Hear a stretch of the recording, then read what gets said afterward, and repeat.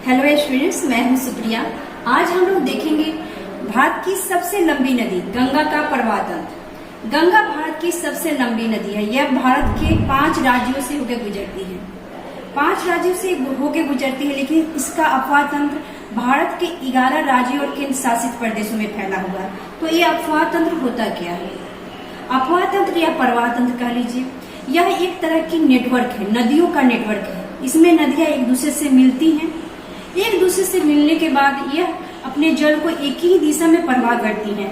इसी को कहते हैं प्रवाह तंत्र या अपवाह तंत्र। कोई भी नदी अपना प्रवाह तंत्र का निर्माण विभिन्न सहायक नदियों से करती है। तो सहायक नदियां होती क्या है? जब छोटी छोटी नदियां बड़ी नदियों से आके मिलती है तो उसे सहायक नदी कहते हैं।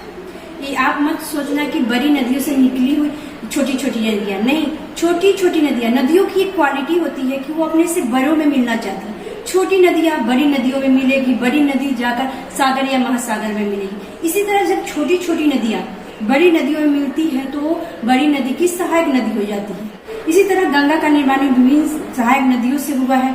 तो कुछ नदियां गंगा की हिमालयन है, हिमालय से निकली हुई है, तो कुछ प्रायद्वीपीय भारत से निकली हुई है। तो चलिए हम इसी को इस लेसन में समझेंगे, ताकि कभी भी इस लेसन से क्वेश्चन आए तो आप आसानी से समझ पाए और आंसर दे पाए।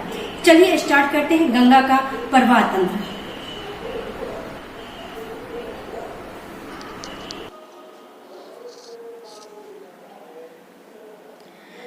गंगा नदी भारत के लिए बहुत ही महत्वपूर्ण है। इसके आप विशाल नदी तंत्र को देखो या सांस्कृतिक महत्व को देखो, दोनों ही दृष्टिकोण से गंगा भारत के लिए काफ़ी महत्वपूर्ण है। यह भारत की सबसे लंबी नदी भी है। इसकी लंबाई 2525 किलोमीटर है।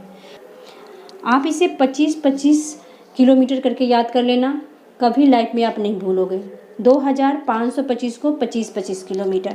इसका उद्गम उत्तराखंड राज्य के उत्तरकाशी जिले में स्थित गंगोत्री हिमनद से होता है।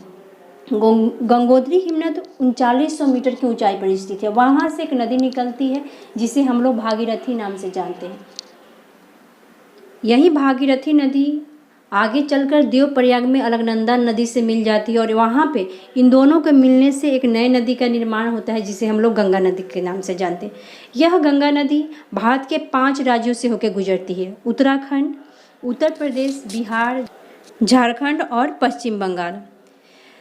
गंगा की सर्वाधिक लंबाई उत्तर प्रदेश में है और सबसे कम झारखंड में।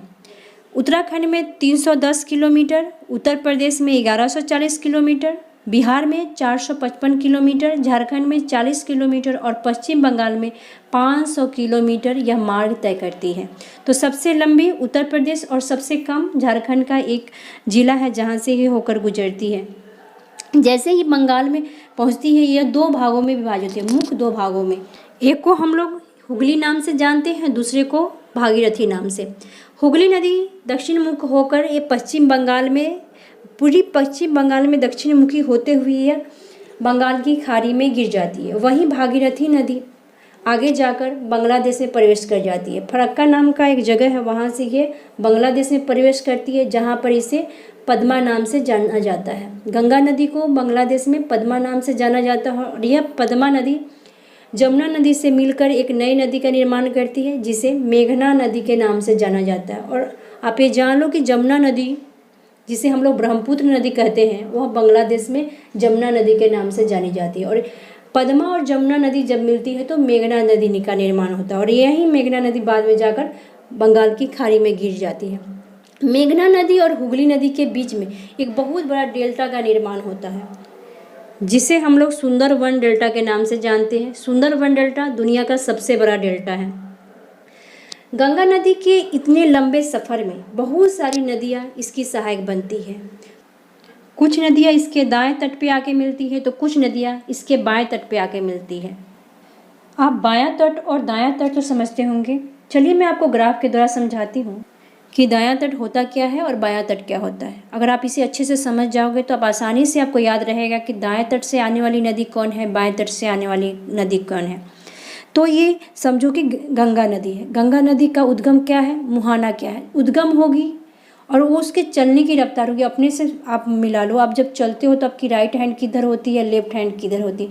तो ये गंगा नदी अगर निकल रही है तो इसका दायां नीचे की तरफ से होगा और बायां इसका ऊपर की तरफ होगा। आप भारत के मानचित्र को समझ रहे होंगे तो अच्छी तरह से जान रहे होंगे कि इसके बाएं तरफ की तरफ हिमालय आएगा और दक्षिण की तरफ प्रायद्वीपीय भारत आएगा, है ना।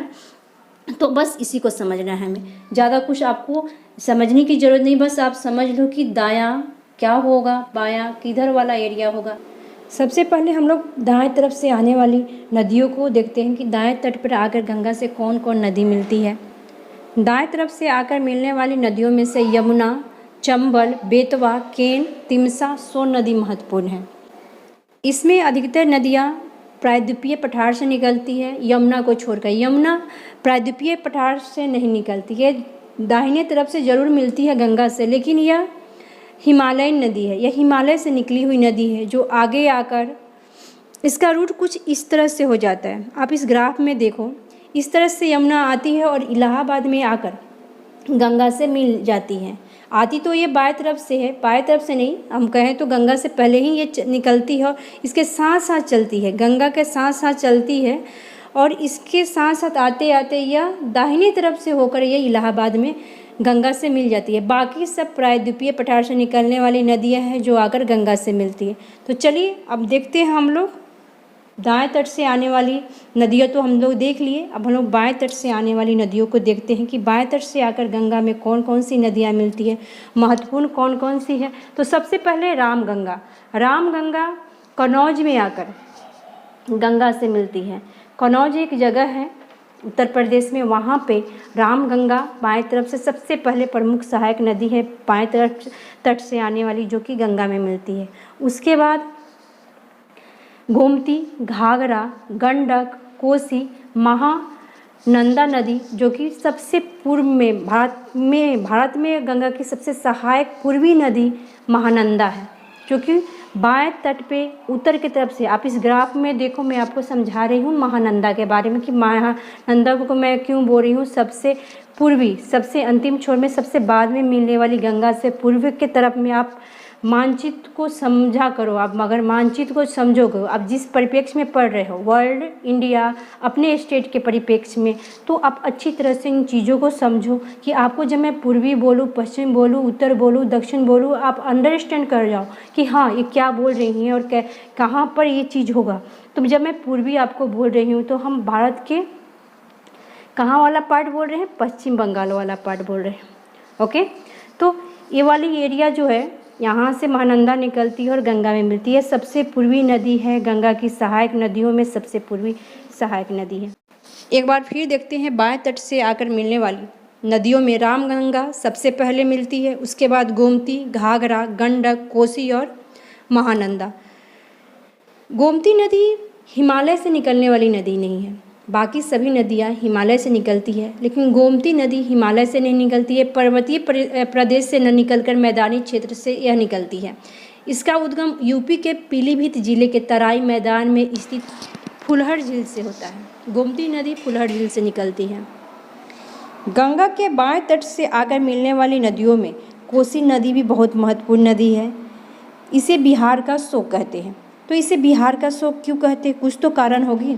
चलिए इसे समझ लेते हैं। जैसे ही नेपाल से निकलकर कोसी नदी नेपाल के पर्वतीय प्रदेश से निकलकर बिहार के मैदानी भाग में इंटर करती है, तो इसकी गति, इसके प्रवाह की जो गति है काफ़ी धीमी हो जाती है, जिसके कारण ये अपने साथ जो हिमालय पर्वत से अवसाद लेकर चली रहती है उसे ढो नहीं पाती, जिसके कारण इसका मार्ग अवरुद्ध हो जाता है।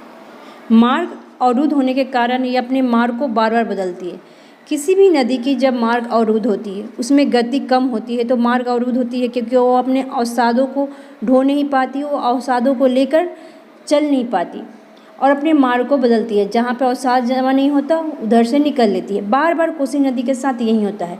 अगर आप कोसी नदी के तंत्र को देखोगे तो आपको उसमें दिखाई देगा कि कितना मार्ग बदलती है। बिहार में ही इसके ज़्यादा क्षेत्र आते हैं, तो बार बार ये अपने मार्ग को बदलती है, जिसके कारण बिहार में भयंकर बाढ़ आता है कोसी के कारण, इसलिए इसे बिहार का शोक कहते हैं। तो आज हम लोगों ने पढ़ा गंगा नदी का तंत्र, इसमें हमने सहायक नदी को देखा। आप सहायक नदी को अच्छे से याद कर लीजिएगा। चलिए एक बार देख लेते हैं कि ये सहायक नदियाँ जो हैं कहाँ पर आके गंगा से मिलती है। कुछ प्रमुख सहायक नदियों को देखते हैं। स्टार्टिंग से जो गंगा की सहायक नदी रही है वो कहाँ कहाँ किस क्षेत्र में आके मिलती है, ये भी एक महत्वपूर्ण टॉपिक है। जैसे देवप्रयाग में आकर भागीरथी अलकनंदा से मिलती है। उसके बाद रामगंगा कन्नौज में आके गंगा से मिलती है।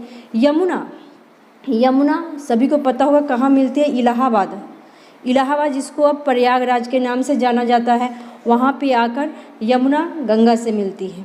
गोमती नदी दाएं तट की नदी है या बाएं तट की नदी, याद करो। गोमती नदी बाएं तट की नदी है। यह पीलीभीत से निकलती है उत्तर प्रदेश की। ये हिमालयन नदी नहीं है, बाएं तट से आती है लेकिन यह हिमालयन नदी नहीं है। यह गाजीपुर में आकर गंगा से मिलती है। वहीं घाघरा नदी छापरा बिहार में आकर गंगा से मिलती है। सोन नदी पटना में, गंडक हाजीपुर में आकर गंगा से मिलती है। कोसी नदी जिसे बिहार का सो कहते हैं, ये भागलपुर में आकर गंगा से मिलती है। गंगा की सबसे पूर्वी सहायक नदी महानंदा मालदा में आकर गंगा से मिलती है। ये हो गई महत्वपूर्ण सहायक नदियों का संगम। इसे आप अच्छे से याद कर लीजिएगा, नदियाँ कहाँ पे गंगा से मिलती है, महत्वपूर्ण टॉपिक है परीक्षा के दृष्टिकोण से। अगर आपको मेरा ये वीडियो अच्छा लगा हो तो लाइक करें, सब्सक्राइब करें। फिर मैं आपसे अगले वीडियो में मिलूँगी एक नए टॉपिक के साथ।